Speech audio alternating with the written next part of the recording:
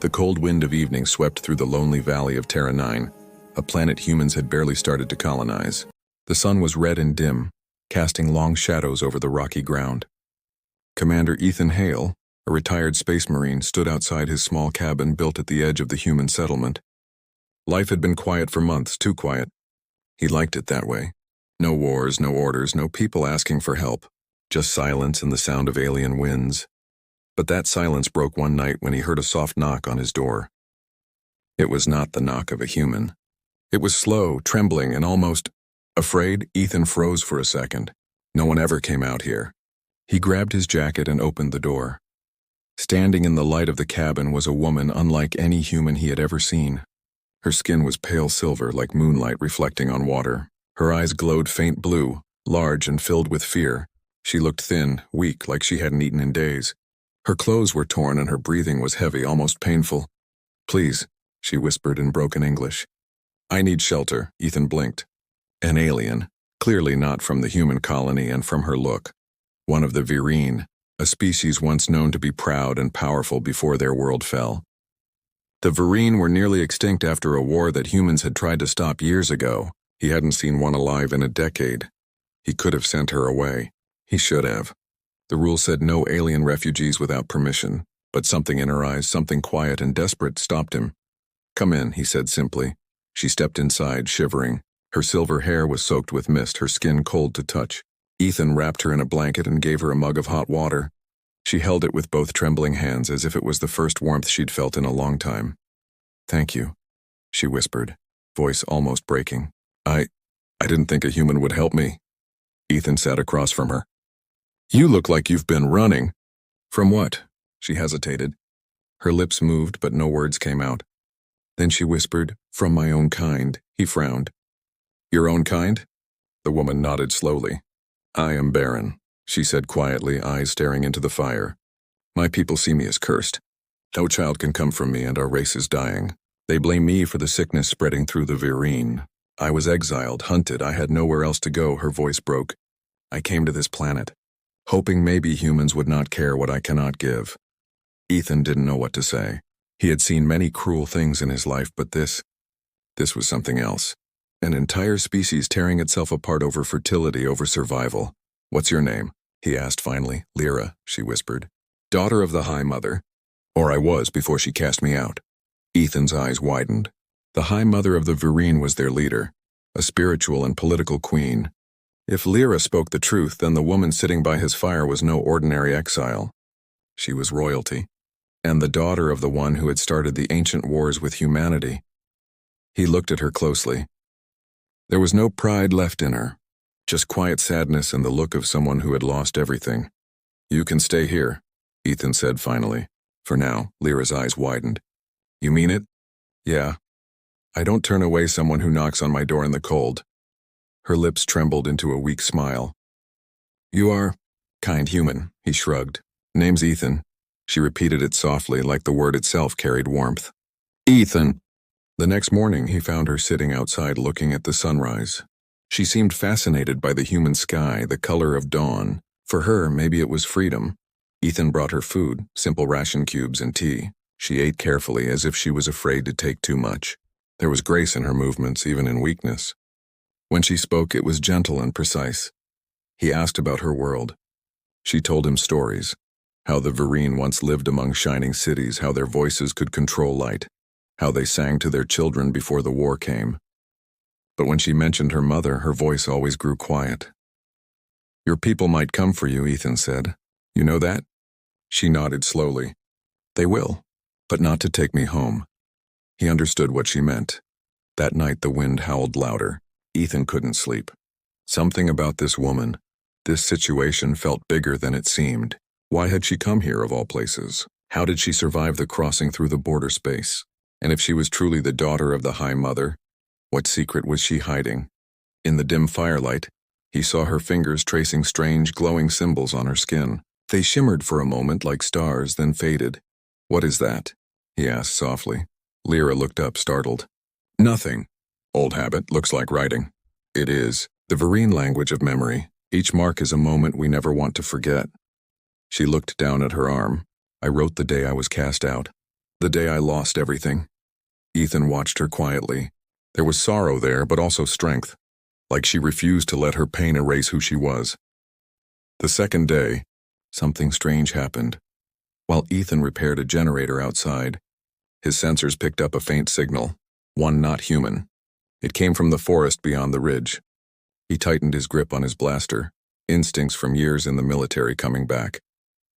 When he returned to the cabin, Lyra looked uneasy.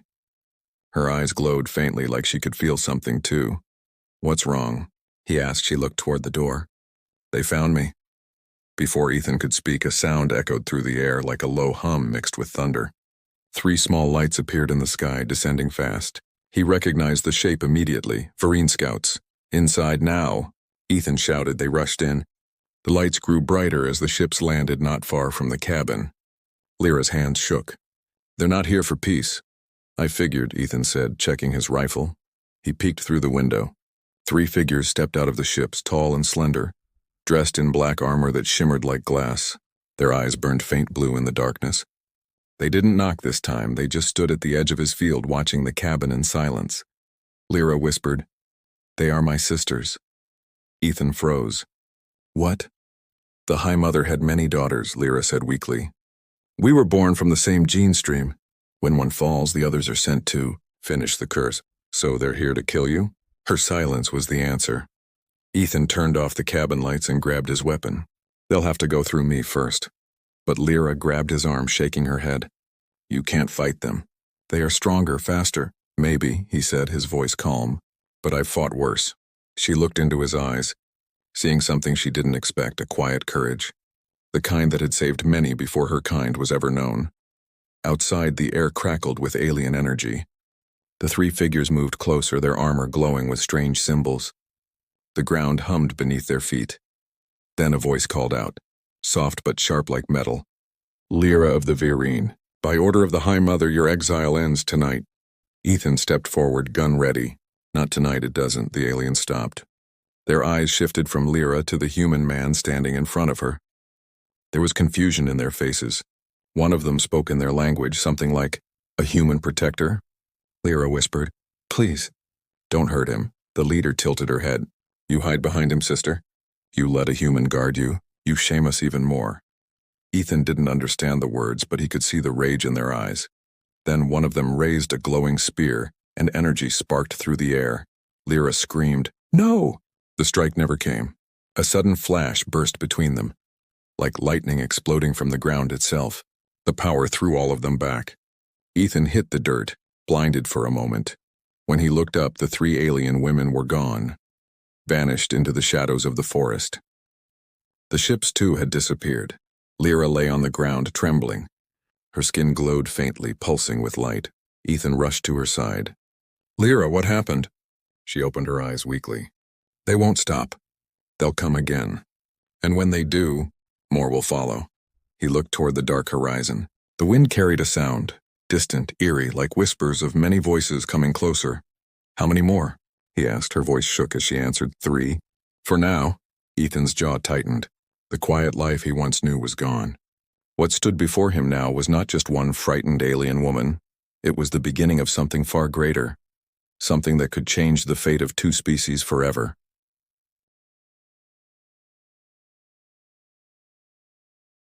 The next morning, the air around Ethan's cabin felt heavy, like the wind itself carried warning. He had not slept all night. Every few minutes he went to the window, expecting to see those 3 glowing eyes return from the forest. But the valley was empty, too empty. Even the night creatures were silent. Inside, Lyra lay on the couch wrapped in blankets. Her silver skin had lost some of its glow. She looked weak, exhausted after the strange flash that drove her sisters away. Ethan had seen many wounds in his military life, but this was different. Her pulse was not steady, her breathing shallow, her skin marked with faint lines of blue light. He placed a wet cloth on her forehead. "You're burning up," he said quietly. She tried to smile. "It's not a fever. It's memory burn. My kind feels pain when the bond of family breaks." Ethan frowned. "You mean what happened last night?" She nodded. "They were my sisters once. Now they see me as an infection that must be erased. But when they attacked, something inside me reacted. I didn't do it on purpose. The energy you saw, it came from me. Ethan sat beside her, studying her trembling hands. You protected both of us, he said. I don't care how. I'm just glad we're alive. But even as he spoke, he knew this wasn't over. Her enemies would not stop after one failure. They would come again, stronger, smarter, maybe not alone. Later that day, he checked his sensors outside. The radar showed faint energy traces leading deeper into the forest like footsteps made of light. He recorded them in his datapad. The human colony was miles away, and communication was weak in this region, but he sent a coded signal anyway. Unidentified alien activity near Sector E3. Possible threat. Request monitoring. He knew the message might never reach anyone. Still, it made him feel less alone. When he returned inside, Lyra was sitting up, staring at the fire. Her face looked calmer now, though her eyes still held sadness. Your people, she said softly. They build homes even in broken lands. You make light where there was none. I never understood that about humans. Ethan chuckled quietly. We like to stay busy. Keeps the darkness away. She looked at him thoughtfully. Maybe that is why you survived the wars. You build instead of destroy. He met her eyes. We destroy plenty too, just not always the right things. They both fell silent, listening to the wind outside. There was a strange comfort in the quiet, as if their two lonely worlds had found a fragile peace. For now. As night fell again, Ethan noticed something odd in the distance. Tiny flickers of blue light, almost invisible, moved across the horizon. At first he thought it was lightning. Then he saw the pattern. 3 glowing figures walking slowly toward his cabin. He turned off the interior lights and whispered, Lyra, they're back. She froze, her hands clutching the blanket. 3? Yes, he said, loading his blaster. Same formation as before. Her eyes filled with tears. Those are not warriors. Those are seekers. My sisters have sent them, seekers. They do not kill, she whispered. They take what's left of your soul. Ethan didn't understand what that meant, but he knew one thing. He wouldn't let them near her. The figures stopped just beyond the fence. Their blue light pulsed slowly like a heartbeat. Then one of them spoke in a calm, echoing voice. Human, it said, step aside. The exile belongs to the mother. Ethan stepped onto the porch, the rifle steady in his hands. Not tonight, he said. You come here again and you'll leave in pieces. There was silence. Then the central seeker tilted its head slightly. You defend her, it said. Why? Ethan's jaw tightened. Because she needed help. Because she's not your property. The seeker's glow brightened. You are brave for a human, but you do not understand what she carries. The barren one is not empty. She is infected. She holds the seed of our extinction. Lyra's voice broke through the door behind him. That's a lie. The seekers turned their glowing faces toward her. Sister, you brought the blight. You spread death wherever you breathe. I carry no curse, Lyra cried. The sickness came from the High Mother herself. She used us like experiments. The seekers hissed, their light flickering violently. Silence, heretic. Before Ethan could react, one of them raised its arm and fired a pulse of blue energy. He barely had time to push Lyra down. The blast hit the doorframe, tearing a hole through metal and wood. Ethan fired back. His plasma rifle roared, cutting through the night. One seeker stumbled, its armor cracked, leaking glowing fluid. The other 2 moved like shadows, too fast to track. Get to the back, he shouted. Lyra tried to move, but another blast struck the ground near her, throwing her backward. Ethan dived over the couch and fired again. Sparks filled the air, and for a moment all sound was drowned by the thunder of weapons. Then, silence, he waited. The air smelled like burnt ozone. When he looked outside, the seekers were gone. Lyra lay on the floor, shaking. He helped her up gently. Her eyes glowed faintly, tears shimmering. They won't stop, she whispered. Not until I'm gone. Ethan wiped the dust from his face. Then they'll have to go through me every damn time. She stared at him, disbelief in her eyes. Why would you risk your life for me, human? He hesitated. Because once someone risked theirs for me. I never got to repay that debt. For 2 days, they repaired what they could. Ethan reinforced the cabin with metal panels, dug trenches and recalibrated his defense drones. Lyra helped, though her strength returned slowly. Sometimes she would sing in her language while working, soft, haunting melodies that made the air shimmer faintly around her. One night, while sitting by the fire, Ethan asked her about the seed of extinction. Lyra sighed. Long ago, before the war, my mother tried to create life that would never die. She called it the eternal gene, but it went wrong. Those who carried it lost the ability to reproduce. My generation became barren. My mother blamed me because I was the first to show the signs. And you think you still carry it? She shook her head. No, I carry something different. A mutation. My body healed itself, but the others think it means I'm cursed. They don't understand that it's the key to saving them. Ethan stared at her. You mean you could fix your species? Maybe, she said softly. If I survive long enough to find the right human scientist to help. He whistled low. So your people want to destroy the only hope they've got. She smiled sadly. Fear makes even the wise blind. He looked at her for a long time, realizing this was no ordinary alien woman. She wasn't just a refugee. She was a living secret, one that could change everything between humans and Vereen. The next morning, Ethan stepped outside to collect supplies from his rover. The air was cold and still. Then he heard it, a faint cry like a child's voice echoing in the distance. He froze, listening. The sound came from near the trees. When he went closer, he saw 3 figures standing together. His breath caught in his throat. They were not warriors. They were 3 alien women, each different in height and color but with the same glowing eyes as Lyra. They stood silently, their expressions neither hostile nor kind, just watching. The tallest stepped forward. We seek our sister, she said softly. Ethan's hand went to his weapon. You mean Lyra? The woman nodded. She is alive then. He hesitated. Depends who's asking. We are not enemies, she said. We broke from the High Mother's command. We saw what she did to our people. We only want to speak with her. Ethan studied them carefully. They didn't carry weapons, at least none visible. Their bodies looked frail, covered with travel dust and torn fabrics. One of them limped slightly as if injured. Against his instincts, he lowered his weapon slightly. Wait here, he returned to the cabin. Lyra, he said, you better come see this. She followed him outside and froze. Her eyes widened, shimmering with disbelief. Seren, Nira, Alan, she whispered. You came? The tallest alien smiled faintly. You were right, sister. The mother lies. Lyra ran to them, tears streaming down her silver cheeks. The 4 women embraced, their glowing skin lighting the air around them like stars. Ethan stood back, watching quietly. For a moment, the valley looked peaceful again. Then the ground trembled. A deep hum filled the sky and a massive shadow passed over the cabin. Ethan looked up, and his stomach dropped. A Vereen warship, dark and vast, was descending through the clouds. Its engines screamed with power, shaking the mountains. The ship was far larger than any scout. This was a hunter vessel. The 3 new women turned pale. They found us, Nira whispered.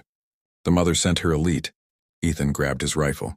How did they track you so fast? Serene looked at Lyra. They can follow our bond. As long as we are together, they will know where we are. Ethan cursed under his breath. Then we need to move. Now. But before they could run, a beam of blue light shot from the warship, slamming into the ground near the cabin. The shockwave knocked them all off their feet. The warship hovered closer, its weapons locking onto them. Lyra coughed, struggling to stand. They won't stop, Ethan. They'll burn the planet if they must. He helped her up. Not while I'm breathing. The warship's speakers thundered with a single cold voice, the voice of the High Mother herself. Lyra, my daughter, it said. Come home. Or watch this world die with you. Ethan looked at Lyra.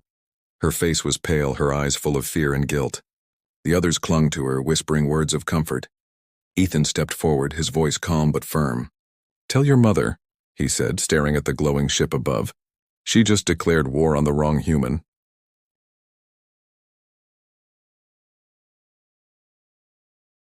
The roar of the Vereen warship shook the mountains. Dust and fire swept through the valley as Commander Ethan Hale pulled Lyra and her 3 sisters toward the shelter of the rocks behind his cabin. The air burned with heat. The once quiet world of Terra 9 had become a battlefield. Keep your heads down, Ethan shouted, covering the group as another blue beam struck the ground, exploding the soil into glass. Lyra's silver skin glowed under the light. She coughed, clutching Ethan's arm. She's serious this time, Lyra whispered. My mother will kill everything to erase us. Ethan looked at her, eyes hard. Then she'll have to go through me first. He reached his rover, slammed open the back hatch, and grabbed 2 cases, one filled with plasma grenades, the other with signal flares and EMP charges. The aliens watched him in disbelief. "You plan to fight that?" Naira asked, her voice trembling. Ethan smiled tightly. "I've fought worse odds before breakfast." The warship hovered above like a mountain of steel blotting out the sun. Dozens of blue-armored drones poured out of its sides, wings glowing like knives of light. They moved in a perfect formation, fast, silent, merciless. Ethan threw a grenade, then shouted, "Cover your ears!" The explosion ripped through the air with a burst of red flame. The shockwave knocked several drones off course. Ethan used the smoke as cover and ran toward the cliff, setting an EMP charge. He turned to Lyra. "When I say run, you take your sisters into the caves. Don't stop until I catch up. But you, do it," he barked. For a moment she stared at him, heart pounding. Then she nodded. "We'll wait for you, Ethan Hale." As the EMP detonated, a surge of blue lightning flashed across the sky. Drones fell like burning meteors. The warship's main cannon powered down briefly, just long enough for Ethan to pull back toward the cave mouth. Lyra grabbed his hand as he stumbled in, coughing from the smoke. "You're insane," she said softly. "Maybe," he replied, catching his breath. "But I'm not dead yet." Inside the cave, shadows danced on the stone walls. The air smelled of wet minerals and alien moss. The 4 Vereen sisters huddled near a faint glowing crystal embedded in the wall. Their faint light reflected off their silver skin, making them look like spirits trapped in the dark. Nira, the youngest, whispered, "She will find us again. The mother always finds her blood." Ethan sat down heavily, checking his rifle. "Then we make sure she regrets it." Seren, the calmest of the sisters, studied him curiously. "Humans are strange. You protect someone who brings death upon you." Ethan glanced at Lyra. "She didn't bring death. It followed her." Lyra looked away, guilt shadowing her face. Hours passed. Outside, the rumble of engines faded. The warship had pulled back for now. Ethan took that chance to scout the area. He climbed to the ridge above the cave, scanning the valley with his binoculars. Smoke curled from his destroyed cabin. The soil glowed blue where plasma fire had struck. In the distance, the warship sat like a silent god, motionless above the trees. It wasn't retreating, it was waiting. He tapped his communicator. "Colony base, this is Hale, Sector E3. Hostile alien vessel confirmed. Repeat, hostile Vereen warship. Immediate evac required." Static answered him. The signal was jammed. "Damn it," he muttered. When he returned to the cave, Lyra was tracing symbols on the wall with glowing fingertips. "What are you doing?" he asked. "I'm connecting to the memory stream," she said. "It's how my kind communicates across space. I can try to reach others who oppose the mother." Ethan raised an eyebrow. "You mean there are rebels among your people?" Lyra nodded. "More than she knows. Many are tired of her lies." Nira looked up. "But none would dare speak while she rules." "That's why I must," Lyra said quietly. "If I can send a signal strong enough, they'll know where to find us." Ethan frowned. "Won't that also tell your enemies where we are?" Her fingers stopped. She hesitated. "Yes, but we have no choice," Ethan sighed. "Then let's make sure we're ready when they come." That night, as the sisters rested, Lyra sat beside Ethan near the cave entrance. The stars of Terra 9 shone cold and distant. The warship glowed faintly on the horizon, a constant reminder of danger. "Do you ever regret helping me?" she asked softly. Ethan chuckled without humor. "You think I'd rather be sitting alone in that cabin again? You lost everything because of me." He looked at her, his expression gentle but firm. "I had nothing worth keeping until you knocked on that door." Lyra's eyes shimmered, reflecting the firelight. "Humans, you always find light even in ashes." He smiled faintly. "That's what we do." For a moment, silence filled the cave, heavy with unspoken things. She wanted to thank him, but words felt too small. Then suddenly the ground trembled. A deep rumble echoed through the stone. Ethan jumped to his feet. "They're tunneling in." Blue cracks of light spread across the walls. The rock shook violently. Lyra gasped. "They're using phase drills. Move," Ethan shouted. The rear wall of the cave exploded, showering them with debris. 3 glowing drones floated through the opening, scanning the area with humming blue eyes. Ethan fired first. The rifle burst ripped through one drone, sending it crashing against the wall. The others retaliated, firing energy bolts that melted stone. Lyra pulled her sisters behind a rock, shielding them with a shimmering energy field from her palms. Ethan rolled aside, firing again. One more drone fell. The third rushed at him, its claws glowing red. He slammed his rifle into it and triggered a plasma grenade, throwing himself back. The explosion filled the cave with blinding light. When the dust settled, all 3 drones were gone, but the ceiling was cracking dangerously. "Out!" he yelled. "Go!" They ran through a narrow tunnel that led to the forest. Behind them, the cave collapsed, sealing the way with thunder. They didn't stop until they reached a small clearing surrounded by giant red leaf trees.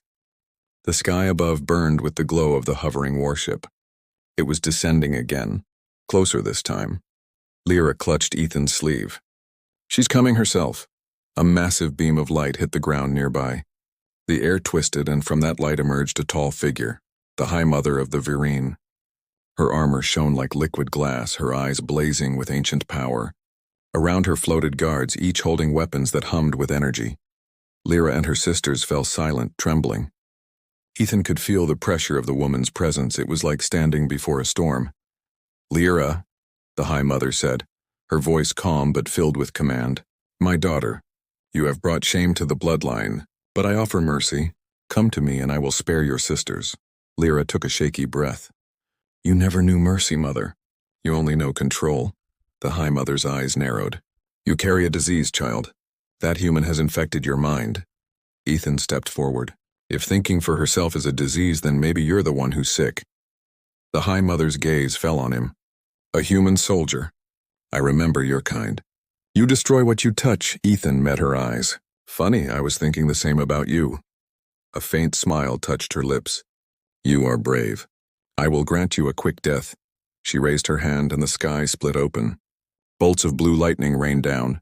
Ethan tackled Lyra aside as the ground erupted in flame. Serene screamed as energy tore through the trees. Lyra collapsed, her skin flickering with blue sparks. Ethan fired upward, hitting one of the guards. The alien fell with a shriek. Another guard fired back, grazing his shoulder. Pain seared through him, but he kept shooting. "Run!" he shouted to the sisters. "Get to cover!" Lyra hesitated, torn between fight and flight. "I can stop her," she said. "But I'll need power, your generator, your energy cells." Ethan tossed her the small reactor pack from his belt. "Make it count."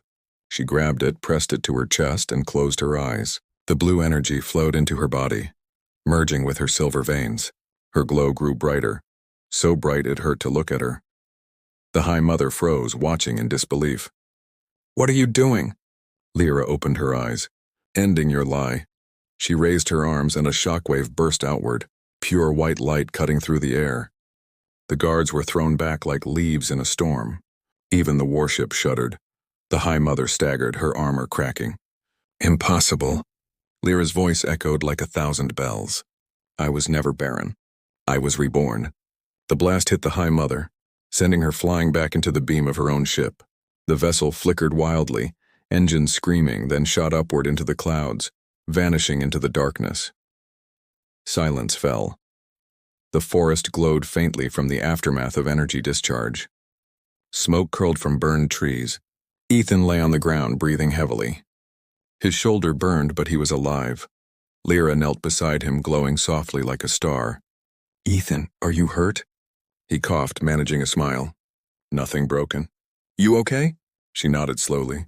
"She's gone. But she'll return. The mother never gives up."